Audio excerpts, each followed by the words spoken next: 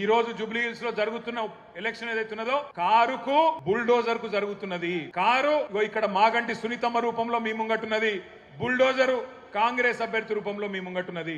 మరి మీ ఇంటికి రేపు ఎలక్షన్ తర్వాత కారు రావాలన్నా బుల్డోజర్ రావాలన్నా మీరే ఆలోచన చేసుకోండి.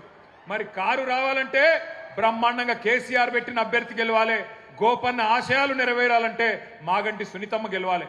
ఇక మరి కాదు మా ఇల్లు కూలగొట్టేందుకు మేమే లైసెన్స్ ఇస్తాం, వాడు హైదరాబాద్ రావాలి, వాడు వచ్చి ఇల్లు కూలగొట్టాలి అంటే మరి ఈ శివమ్మ పాపిరెడ్డి నగర్ గాని, ఎస్పీఆర్ హిల్స్ గాని, రేమత్ నగర్ గాని, బోరబండ గాని, యూసఫ్ గూడ గాని, షేక్పేట్ల గాని బస్తీలలో ఉండే మా ఆడబిడ్డలు యాది పెట్టుకోవాలి. మోసపోతే గోసపడతారు.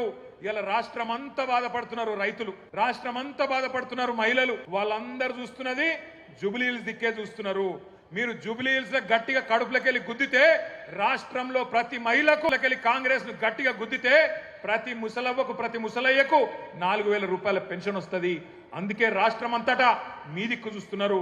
జూబ్లీ హిల్స్ ఏం తీర్పిస్తుంది, మోసకారి కాంగ్రెస్ కు బుద్ధి చెప్తుందా లేదా అని మీ దిక్కే చూస్తాం.